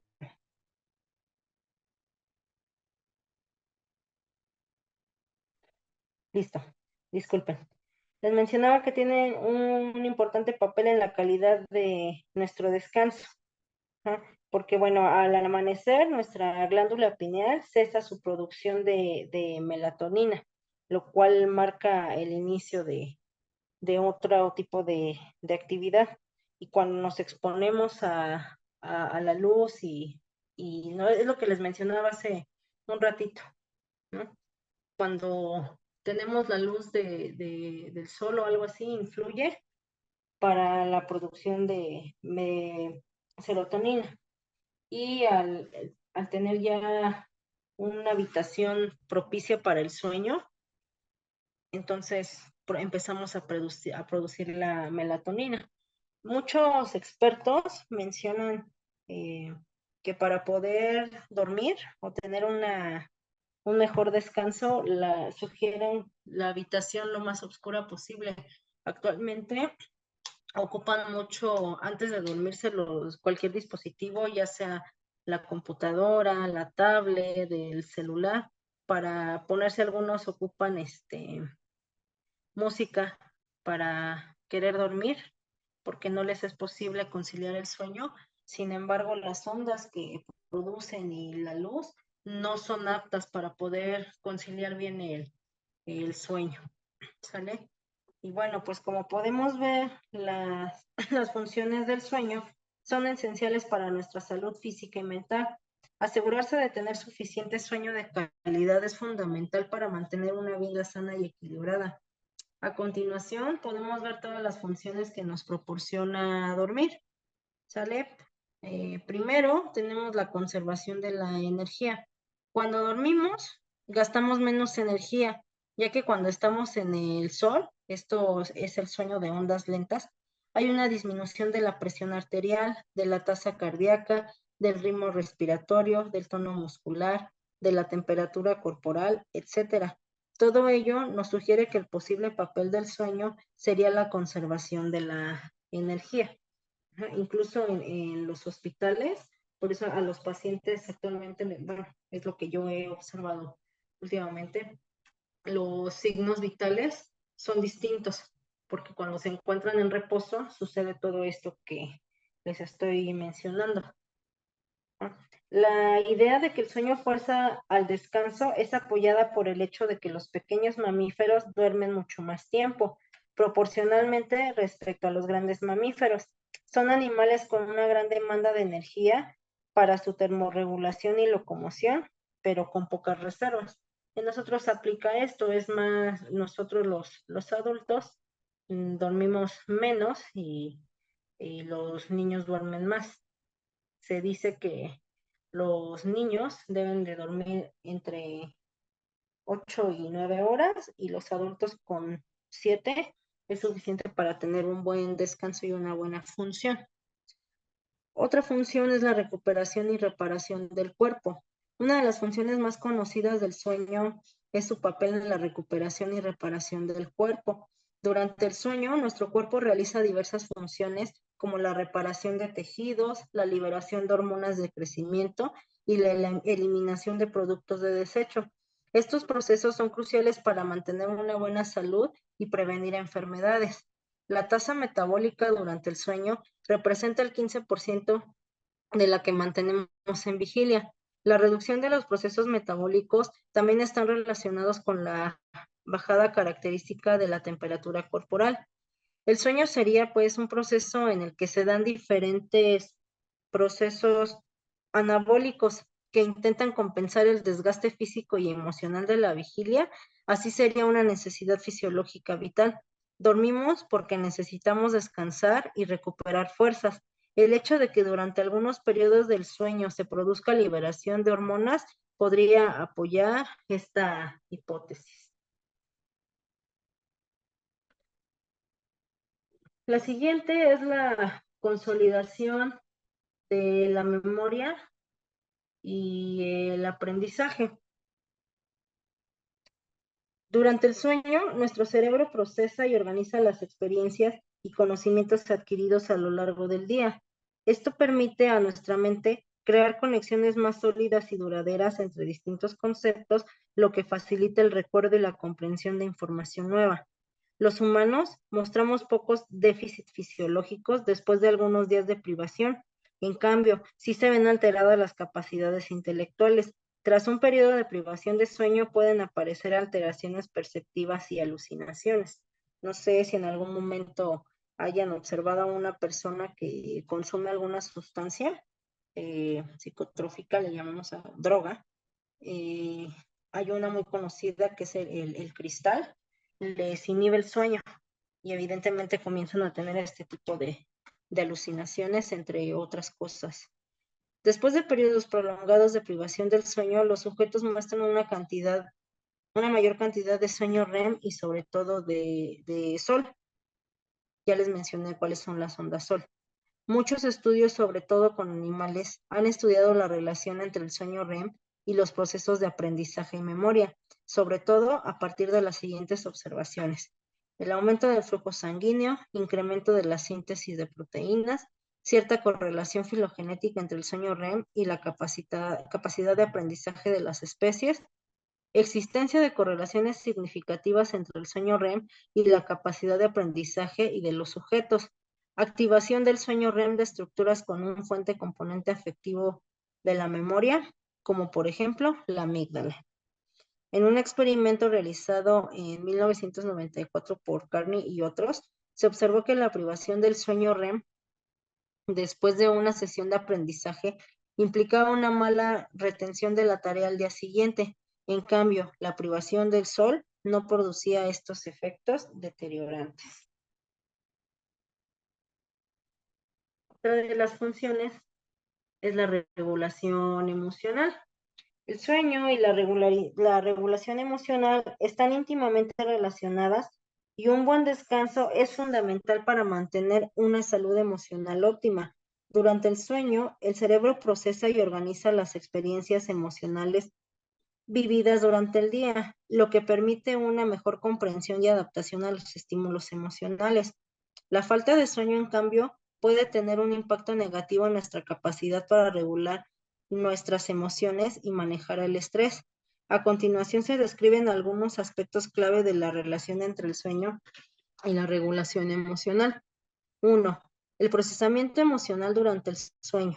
Durante el sueño, especialmente durante la fase de sueño de movimiento rápido de ojos, o sea, el REM, el cerebro procesa y consolida las experiencias emocionales del día. Este proceso ayuda a disminuir la intensidad de las emociones negativas y a integrarlas de manera más adaptativa en nuestra memoria emocional. Además, el sueño REM es fundamental para el procesamiento de la información emocional y la formación de recuerdos emocionales estables. 2. Impacto de la falta de sueño de las emociones. La falta de sueño puede alterar la regulación emocional y aumentar la susceptibilidad a emociones negativas como la irritabilidad, la ansiedad y la tristeza. Estudios han demostrado que las personas privadas de sueño tienden a experimentar una mayor reactividad emocional ante eventos negativos y una menor capacidad para disfrutar de las experiencias positivas. También pueden tener más dificultades para manejar el estrés y recuperarse emocionalmente de situaciones adversas. Sueño y salud mental. La calidad y cantidad de sueño están estrechamente relacionadas con la salud mental.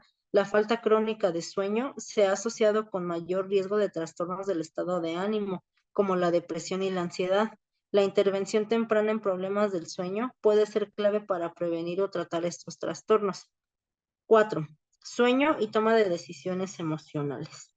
La falta de sueño también puede afectar nuestra capacidad para tomar decisiones emocionales y evaluar adecuadamente las situaciones sociales. Las personas privadas de sueño pueden tener dificultades para reconocer las emociones en los demás y para interpretar correctamente las señales emocionales en su entorno, lo que puede resultar en una menor empatía y habilidades sociales. ¿Ok? Ya cuando salimos y pensamos que es el mundo contra nosotros, no, muy probablemente es que no han tenido un buen descanso, el sueño, y entonces por eso no buscan quién la hizo, sino quién la paga. Eliminación de desechos cerebrales. El sueño desempeña un papel fundamental en la eliminación de desechos cerebrales, lo cual es crucial para mantener la salud y el buen funcionamiento del cerebro. Durante el sueño, especialmente en la fase del sueño de ondas lentas, ¿no? O sea, la sol, o sueño profundo, el cerebro se dedica activamente a eliminar sustancias tóxicas y productos de desecho que se acumulan durante las horas de vigilia. Un sistema clave en este proceso de limpieza cerebral es el sistema linfático. Este sistema, descubierto en 2012 por la doctora Maiken Nedergaard y su equipo, consiste en que una red de canales perivasculares por donde circula el líquido cefalorraquídeo. El sistema linfático funciona como un sistema de limpieza que elimina productos de desecho y sustancias tóxicas del cerebro, incluidas por las proteínas beta-amiloide y tau, que están vinculadas a enfermedades neurodegenerativas como el Alzheimer. El funcionamiento del sistema linfático, acuérdense, es linfático, no linfático, solo linfático, es más eficiente durante el sueño debido a diferentes factores. 1. Cambios en el espacio extracelular. Durante el sueño, el espacio extracelular del cerebro se expande, lo que permite que el líquido cefalorraquídeo circule con mayor facilidad y eficacia a través de los canales perivasculares del sistema linfático. 2. Disminución de la actividad neuronal. La disminución de la actividad cerebral durante el sueño profundo reduce la demanda energética del cerebro, lo que permite que se dedique más energía a los procesos de limpieza y eliminación de desechos. Y 3. Cambios en la actividad de las células gliales. Las células gliales, como los astrocitos y las células de microglia, están involucradas en el proceso de limpieza cerebral. Durante el sueño, la actividad de estas células se modula para facilitar la eliminación de desechos. Y número 6, el mantenimiento del sistema inmunológico. Okay. El sueño también tiene un impacto en nuestro sistema inmunológico. La falta de sueño debilita nuestras defensas y nos hace más susceptibles a infecciones, enfermedades y trastornos crónicos. Durante el sueño, nuestro cuerpo produce proteínas llamadas citoquinas, que son cruciales para combatir infecciones y mantener un sistema inmunológico fuerte. La relación entre el sueño y el sistema inmunológico se basa en varios aspectos. Producción de citoquinas durante el sueño, específicamente en las fases del sueño profundo. En el cuerpo produce proteínas llamadas citoquinas. Estas citoquinas, como la interleucina y el factor de necrosis tumoral alfa, tienen propiedades antiinflamatorias y ayudan a regular la respuesta inmunológica. La producción de citoquinas es esencial para combatir infecciones, inflamaciones y otras enfermedades. Actividad de las células inmunológicas. El sueño también influye en la actividad de diferentes células del sistema inmunológico, como los linfocitos y las células asesinas naturales. Estas células desempeñan un papel importante en la respuesta inmunitaria y defensa contra las infecciones y enfermedades. Durante el sueño, la actividad de estas células se modula para optimizar la función inmunológica. 3. Equilibrio entre el sistema nervioso y el sistema inmunológico. El sueño ayuda a mantener un equilibrio adecuado entre el sistema nervioso y el sistema inmunológico. La falta de sueño puede provocar el aumento del estrés y la activación del eje hipotálamo-hipófisis suprarrenal, la que puede conducir a una disminución de la función inmunológica. Y 4. Recuperación y reparación. El sueño permite al cuerpo recuperarse y repararse a sí mismo, lo que es esencial para mantener un sistema inmunológico saludable. Durante el sueño, el cuerpo lleva a cabo diversos procesos de reparación y regeneración celular que son cruciales para mantener un sistema inmunológico fuerte y eficiente. La falta de sueño, por otro lado, puede debilitar el sistema inmunológico y aumentar la susceptibilidad e infecciones, enfermedades y trastornos crónicos. Estudios han demostrado que la falta de sueño está asociada con una reducción en la producción de citoquinas y una disminución en la función de las células inmunológicas. Además de la privación de sueño, puede aumentar el riesgo de infecciones como resfriados, gripe y afectar negativamente a la capacidad del cuerpo para combatir enfermedades y recuperarse de ellas. ¿Ok?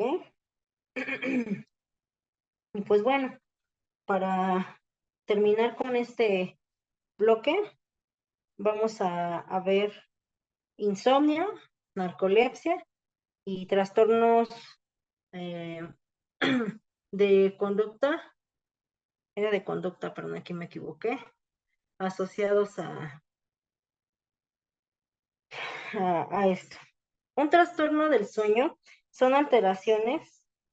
No, un trastorno del sueño es toda aquella afección que provoca alteraciones en la forma de dormir, siendo así patologías que interfieren en la higiene del sueño, afectando el descanso y la calidad de vida y, por supuesto, de la persona. Y que es, a pesar de que generalmente no sean trastornos graves, sí que pueden tener implicaciones en nuestro día a día y en el plano tanto personal como profesional. En este sentido, los trastornos del sueño son alteraciones físicas y o psicológicas que aparecen a la hora de dormir o a la hora de mantenerse despierto durante el día. Sus causas son muy complejas y diversas, pudiendo surgir de una independiente o siendo una consecuencia del padecimiento de una enfermedad de fondo.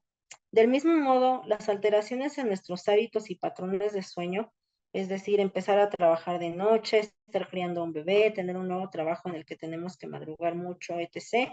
El uso de dispositivos antes de dormir, tener la habitación, o más bien tener en la habitación un ambiente que no ayuda, no tomar suficiente sol, comer y beber mucho antes de dormir, fumar, beber alcohol, hacer excesos en la cafeína, hacer siestas largas, practicar deporte, pocas horas antes de dormir, son factores de riesgo para su aparición.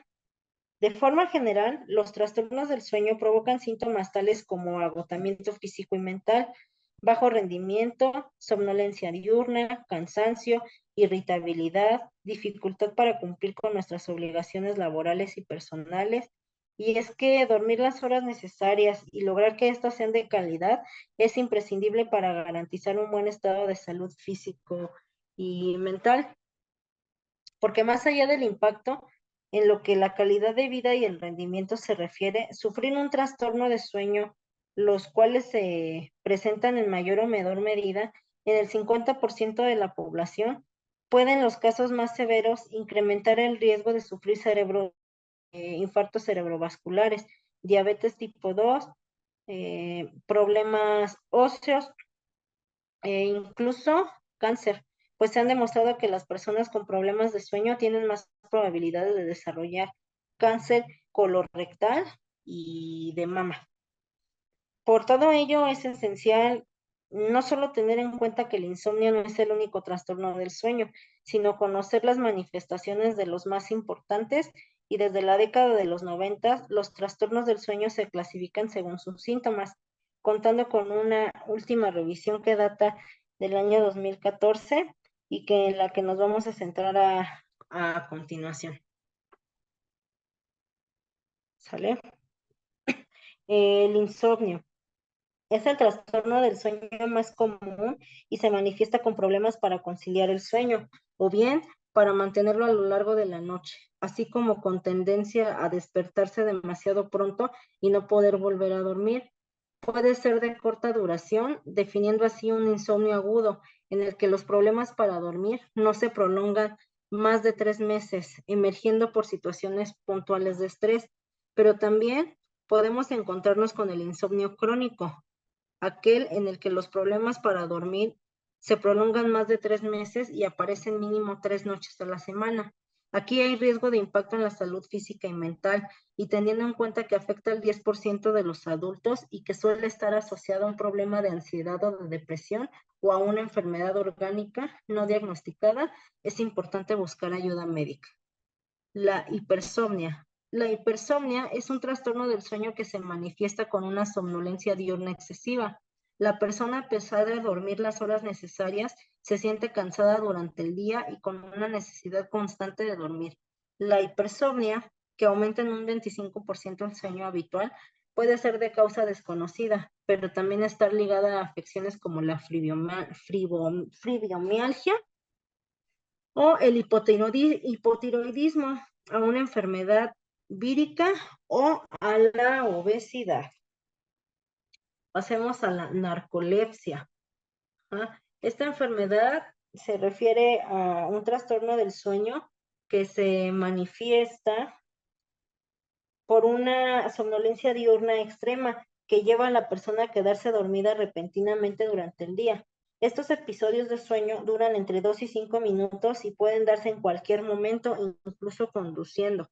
La persona entra directamente en fase REM y estamos ante una enfermedad neurológica en sí misma que, si bien no tiene cura, puede controlarse con medicamentos y cambios en el estilo de vida. Permítanme. Ahí está. Vamos a darle continuidad. Síndrome de las piernas inquietas. El síndrome de las piernas inquietas es un trastorno del sueño que se manifiesta con la sensación incómoda y desagradable de mover las piernas, generalmente por una incomodidad en ellas. El movimiento alivia temporalmente esta sensación incómoda, pero interrumpe el sueño. 5, sonambulismo. El sonambulismo es un trastorno del sueño que se manifiesta con la tendencia de la persona a caminar semi-inconscientemente mientras duerme. Se trata de episodios de corta duración en la que la persona puede realizar actividades cotidianas cuando está dormida, como caminar, comer e incluso realizar actividades sexuales. En adultos tiende a estar relacionado a trastornos mentales o al consumo de ciertas sustancias estupefacientes. ¿Ah? Y vamos a las últimas. La apnea del sueño. La apnea del sueño es un trastorno del sueño que se manifiesta con una interrupción en la respiración mientras la persona duerme, con episodios de apnea que duran varios segundos y que no suelen ser percibidos por la persona en sí, sino por aquella con la que comparte cama. Por regla general no es grave, manifestándose con ronquidos o sequedad bucal, pero interfiere en la salud del sueño, entonces pueden surgir complicaciones. 7. Los terrores nocturnos. Son trastornos del sueño que consisten en episodios autoilimitados y de corta duración de pesadillas muy intensas que vienen acompañados de agitación, gritos y a veces sonambulismo. Son frecuentes en niños menores de 7 años y, aunque pueden resultar aparatosos, no tienden a ser graves. El trastorno del comportamiento asociado al sueño REM. Es aquel trastorno del sueño que consiste en que la persona se mueve mucho durante esta fase. Hablemos de narcolepsia. La narcolepsia es un trastorno del sueño que se manifiesta por una somnolencia diurna y es extrema, que lleva a las personas a quedarse dormidas repentinamente durante el día. Estos episodios de sueño duran entre 2 y 5 minutos, que pueden darse en cualquier momento, incluso conduciendo. La persona entra directamente en fase REM y estamos ante una enfermedad neurológica en sí misma que, si bien no tiene cura, puede controlarse con medicamentos y cambios en el estilo de vida. Yo sí conocí a una persona que con narcolepsia, que lamentablemente provocó un accidente muy fuerte hace unos años. Precisamente iba conduciendo y se quedó dormida. La verdad es que el coche fue pérdida total y las personas salieron vivas de puritito milagro. Ella mencionaba que efectivamente su tratamiento no estaba siendo como el apropiado, y eso fue lo que le sucedió. Iba en carretera conduciendo y ni siquiera son conscientes, ¿no? O sea, no es algo que ellos puedan decir, ya viene un episodio, no. O sea, como lo dice aquí, es una enfermedad neurológica en el cual evidentemente no hay un control como tal que pueda predecir que están a punto de quedarse dormidos. No hay una señal como usualmente nosotros tenemos, que bostezamos o algo así, que ya sabes que ya necesito estar dormida, necesito acostarme. No. En la narcolepsia esto no sucede. ¿Ok? El síndrome de las piernas inquietas es un trastorno del sueño que se manifiesta con la sensación incómoda y desagradable de mover las piernas, generalmente por una incomodidad en ellas. El movimiento alivia temporalmente esta sensación incómoda, pero interrumpe el sueño, tanto para ellos como para las personas que comparten cama con ellos. También es bastante incómodo e interrumpe el sueño para ambos. Ok, sonambulismo. Es un trastorno del sueño que se manifiesta con la tendencia de la persona a caminar semi-inconscientemente mientras duerme. Se trata de episodios de corta duración en la que la persona puede realizar actividades cotidianas cuando está dormida, como caminar e incluso realizar actividades sexuales. En adultos tiende a estar relacionado a trastornos mentales o al consumo de sustancias estupefacientes, ¿sí? A lo mejor cuando son niños les parece un tanto divertido el ver cómo el hermano habla dormido o demás, pero sí es un trastorno del sueño importante.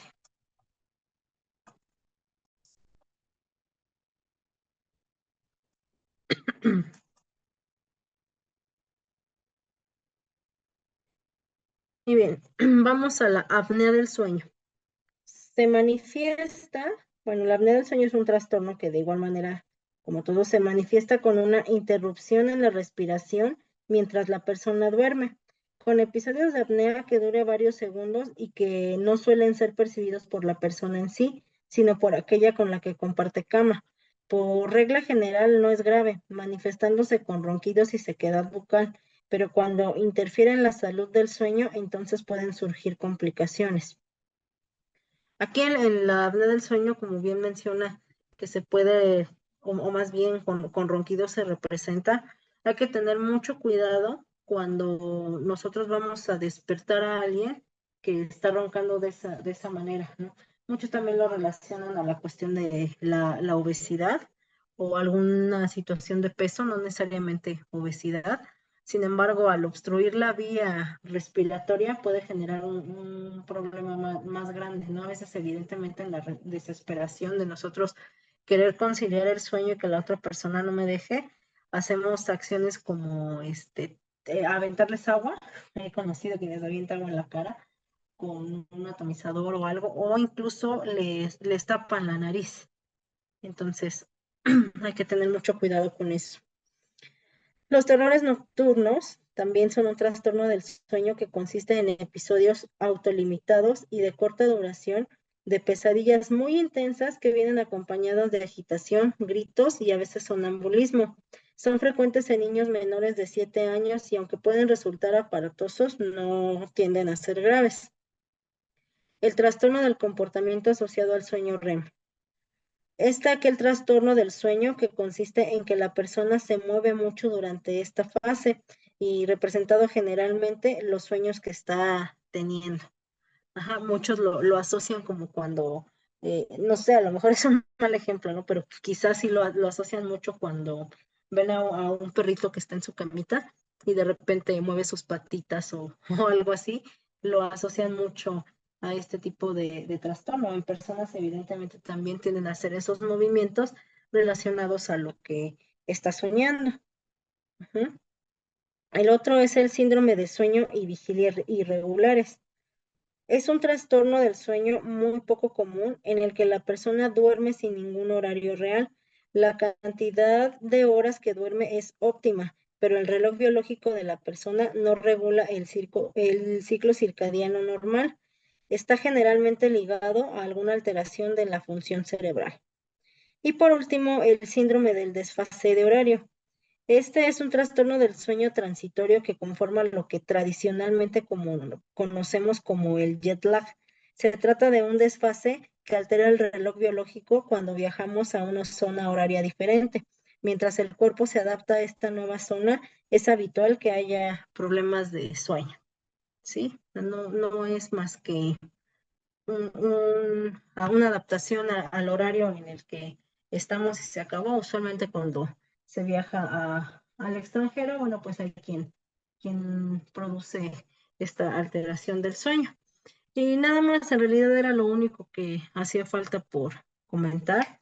Ya les mencionaba en el bloque anterior a que es bastante importante considerar las horas de sueño porque ya vimos qué es lo que implica el no poder conciliar bien el sueño y todo lo que va a conllevar a nuestras actividades en la vida cotidiana y por supuesto al desarrollo óptimo de en todas nuestras áreas, tanto las personales, laborales, sociales.